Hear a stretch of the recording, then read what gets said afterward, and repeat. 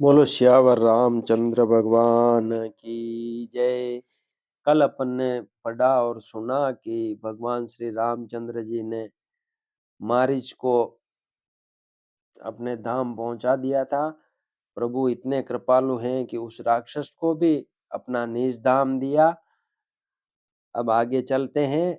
अब भगवान की मुख्य लीलाएं वन जाने का जो कारण था वो चालू हुई है। आप ध्यान से पूरा वीडियो सुने और अच्छा लगे तो सब्सक्राइब करें और पूरा अवश्य सुने, बहुत आनंद आएगा। श्री राम जय जय राम, श्री राम जय राम, श्री राम जय जय राम, श्री राम जय राम। दुष्ट मारीच को मारकर श्री रघुवीर तुरंत लौट पड़े। हाथ में धनुष और कमर में तरकश शोभा दे रहा है। इधर जब सीता जी ने दुख भरी वाणी मरते समय मारीच की हा लक्ष्मण की आवाज सुनी तो वे बहुत ही भयभीत होकर लक्ष्मण जी से कहने लगी, तुम शीघ्र जाओ, तुम्हारे भाई बड़े संकट में हैं। लक्ष्मण जी ने हंसकर कहा, हे माता सुनो, जिनके भ्रकुटी विलास भौं के इशारे मात्र से सारी सृष्टि लय हो जाती है, वे श्री राम जी क्या कभी स्वप्न में भी संकट में पड़ सकते हैं। इस पर जब सीता जी कुछ मर्म वचन, हृदय में चुभने वाले वचन कहने लगी, तब भगवान की प्रेरणा से लक्ष्मण जी का मन भी चंचल हो उठा। वे श्री सीता जी को वन और दिशाओं के देवताओं को सौंपकर वहां चले जहां रावण रूपी चंद्रमा के लिए राहु रूप श्री राम जी थे। रावण सुनना मौका देखकर यति सन्यासी के वेश में श्री सीता जी के समीप आया, जिसके डर से देवता और दैत्य तक इतना डरते हैं कि रात को नींद नहीं आती और दिन में भरपेट अन्न नहीं खाते। वही 10 सिर वाला रावण कुत्ते की तरह इधर उधर ताकता हुआ बढ़ियाई चोरी के लिए चला। काकभूषण जी कहते हैं, हे गरुड़ जी, इस प्रकार कुमार्ग पर पैर रखते ही शरीर में तेज तथा बुद्धि एवं बल का लेश भी नहीं रह जाता। सूना पाकर कुत्ता चुपके से बर्तन बाड़े में मुंह डालकर कुछ चुरा ले जाता है, उसे बढ़ियाई कहते हैं। रावण ने अनेकों प्रकार की सुहावनी कथाएं रचकर सीता जी को राजनीति, भय और प्रेम दिखलाया। सीता जी ने कहा, हे यति गोसाई सुनो, तुमने तो दुष्ट की तरह वचन कहे। तब रावण ने अपना असली रूप दिखलाया और जब नाम सुनाया तब तो सीता जी भयभीत हो गई। उन्होंने गहरा धीरज धरकर कहा, अरे दुष्ट, खड़ा तो रह, प्रभु आ गए। जैसे सिंह की स्त्री को तुच्छ खरगोश चाहे, वैसे ही अरे राक्षस, तू मेरी चाह करके काल के वश हुआ है। ये वचन सुनते ही रावण को क्रोध आ गया, परंतु मन में उसने सीता जी के चरणों की वंदना करके सुख माना। फिर क्रोध में भरकर रावण ने सीता जी को रथ पर बैठा लिया और वह बड़ी उतावली के साथ आकाश मार्ग से चला, किंतु डर के मारे उससे रथ हाका नहीं जाता था। सीता जी विलाप कर रही थी, हा जगत के अद्वितीय वीर श्री रघुनाथ जी, आपने किस अपराध से मुझ पर दया भुला दी।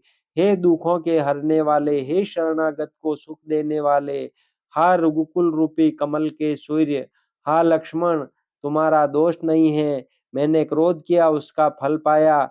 श्री जानकी जी बहुत प्रकार से विलाप कर रही हैं। हाय प्रभु की कृपा तो बहुत है, परंतु वे स्नेही प्रभु बहुत दूर रह गए हैं। प्रभु को मेरी यह विपत्ति कौन सुनावे। यज्ञ के अन्न को गधा खाना चाहता है। सीता जी का भारी विलाप सुनकर जड़ चेतन सभी जीव दुखी हो गए। गिरिधराज जटायु ने सीता जी की दुख भरी वाणी सुनकर पहचान लिया कि ये रघुकुल तिलक श्री रामचंद्र जी की पत्नी है। उसने देखा कि नीच राक्षस इनको बुरी तरह लिए जा रहा है, जैसे कपिला गाय मलेच्छ के पाले पड़ गई हो। वह बोला, हे सीते पुत्री, भय मत कर, मैं इस राक्षस का नाश करूंगा। यह कहकर वह पक्षी क्रोध में भरकर कैसे दौड़ा, जैसे पर्वत की ओर वज्र छूटता हो। उसने ललकार कर कहा, रे रे दुष्ट, खड़ा क्यों नहीं होता, निडर होकर चल दिया, मुझे तूने नहीं जाना। उसको यमराज के समान आता हुआ देखकर रावण घूमकर मन में अनुमान करने लगा, यह या तो मैनाक पर्वत है या पक्षियों का स्वामी गरुड़। पर वह गरुड़ तो अपने स्वामी विष्णु सहित मेरे बल को जानता है। कुछ पास आने पर रावण ने उसे पहचान लिया और बोला, यह तो बूढ़ा जटायु है। यह मेरे हाथ रूपी तीर्थ में शरीर छोड़ेगा।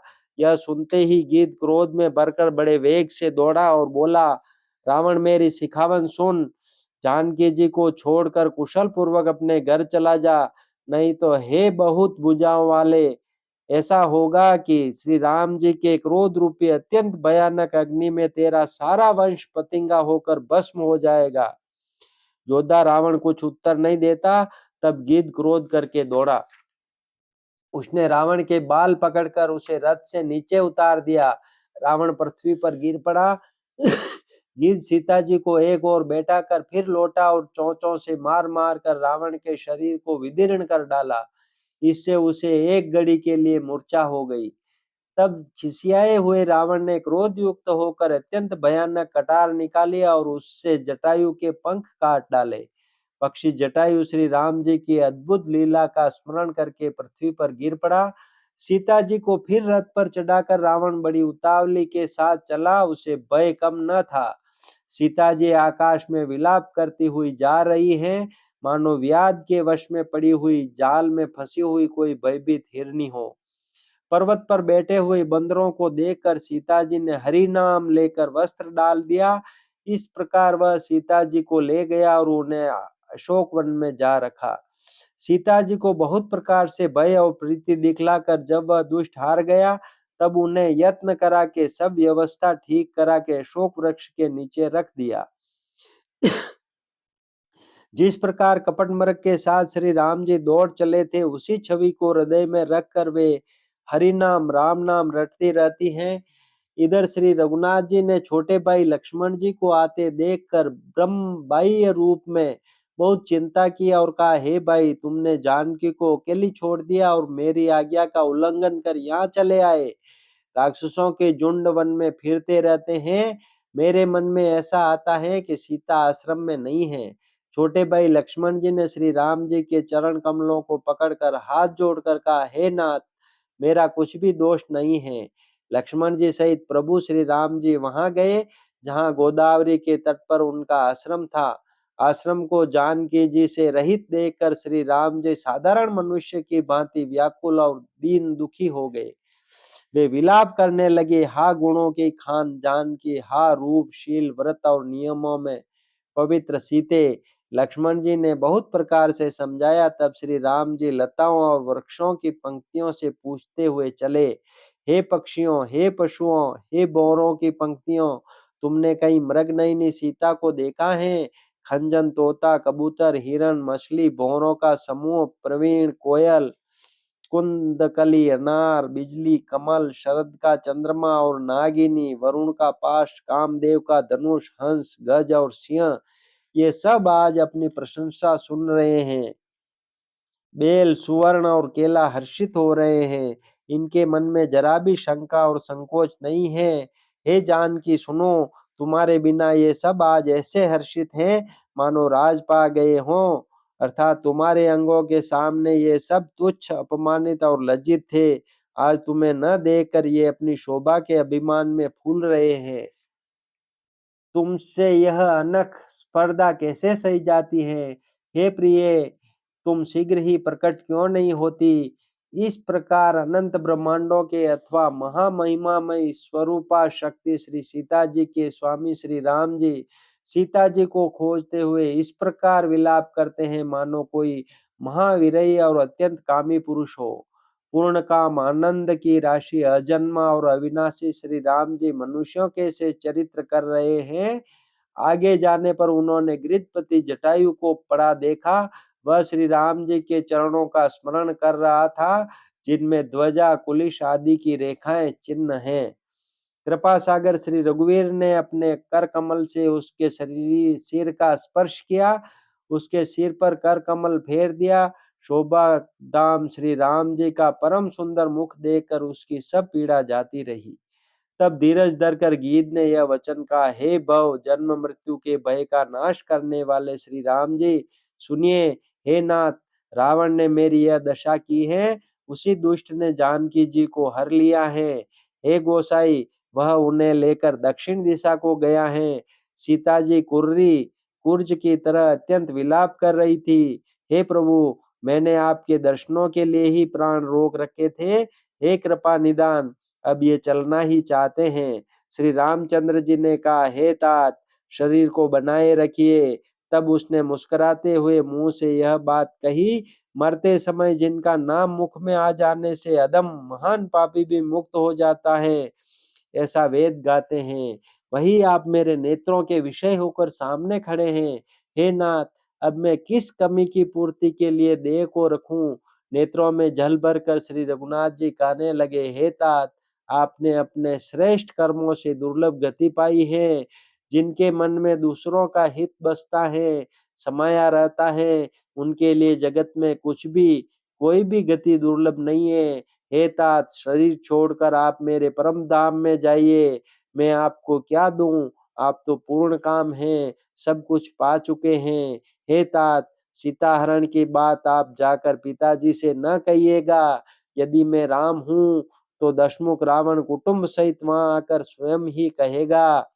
जटायु ने गिद्ध की देह त्याग कर हरि का रूप धारण किया और बहुत से अनुपम दिव्य आभूषण और दिव्य पीताम्बर पहन लिए। श्याम शरीर है, विशाल चार भुजाएं हैं और नेत्रों में प्रेम तथा आनंद के आंसुओं का जल भरकर वह स्तुति कर रहा है। हे राम जी, आपकी जय हो। आपका रूप अनुपम है, आप निर्गुण हैं, सगुण हैं और सत्य ही गुणों के प्रेरक हैं।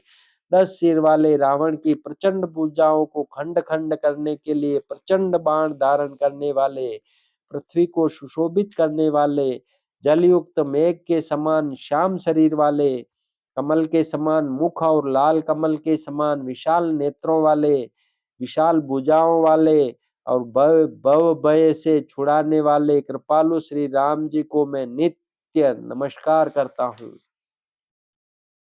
आप अपरिमित बल वाले हैं, अनादि, अजन्मा, अव्यक्त, निराकार, एक, अगोचर, गोविंद, वेद वाक्यों द्वारा जानने योग्य, इंद्रियों से अतीत, जन्म मरण, सुख दुख, हर्ष शोकादि द्वंद्वों को हरने वाले, विज्ञान की गण मूर्ति और पृथ्वी के आधार हैं, तथा जो संत राम मंत्र को जपते हैं, उन अनंत सेवकों के मन को आनंद देने वाले हैं। उन निष्काम जनों के प्रेमी अथवा उन्हें प्रिय तथा काम आदि दुष्ट वृत्तियों के दल का दलन करने वाले श्री राम जी को मैं नित्य नमस्कार करता हूँ। जिनको श्रुतियां निरंजन, माया से परे ब्रह्म, व्यापक, निर्विकार और जन्म रहित कहकर गान करती हैं। मुनि जिन्हें ध्यान, ज्ञान, वैराग्य और योग आदि अनेक साधन करके पाते हैं, वे ही करुणा कंद शोभा के समूह स्वयं श्री भगवान प्रकट होकर जड़ चेतन समस्त जगत को मोहित कर रहे हैं। मेरे हृदय कमल के भ्रमर रूप उनके अंग अंग में बहुत से कामदेवों की छवि शोभा पा रही है।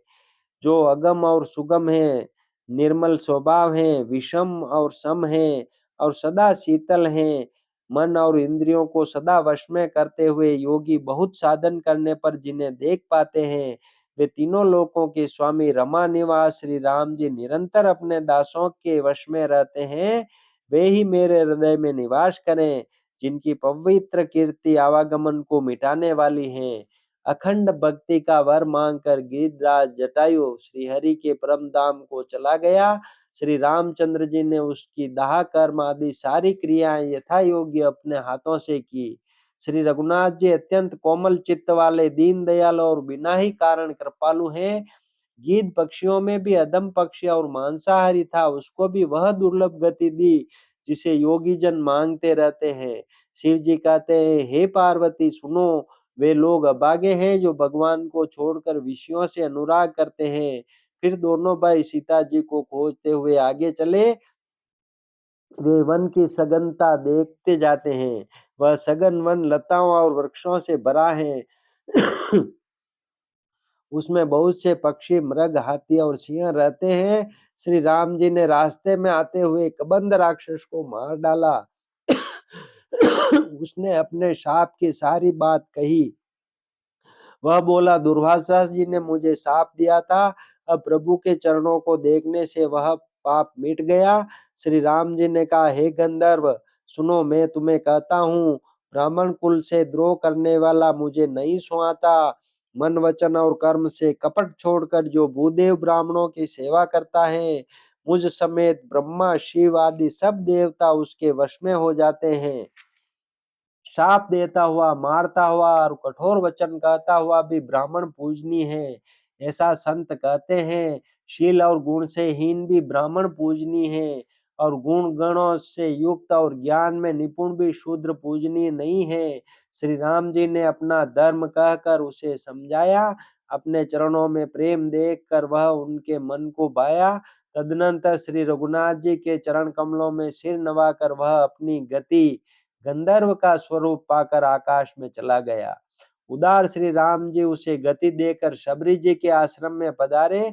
शबरी जी ने श्री रामचंद्र जी को घर में आए देखा। तब मुनि मतंग जी के वचनों को याद करके उनका मन प्रसन्न हो गया। कमल सदृश नेत्र और विशाल भुजा वाले सिर पर जटाओं का मुकुट और हृदय पर वनमाला धारण किए हुए सुंदर सांवले और गोरे दोनों भाइयों के चरणों में शबरी जी लिपट पड़ी। वे प्रेम में मग्न हो गई, मुख से वचन नहीं निकलता, बार बार चरण कमलों में सिर नवा रही हैं। फिर उन्होंने जल लेकर आदर पूर्वक दोनों भाइयों के चरण धोए और फिर उन्हें सुंदर आसनों पर बैठाया। उन्होंने अत्यंत रसीले और स्वादिष्ट कंद, मूल और फल लाकर श्री राम जी को दिए। प्रभु ने बार बार प्रशंसा करके उन्हें प्रेम सहित खाया। बोलो श्यावर रामचंद्र भगवान की जय।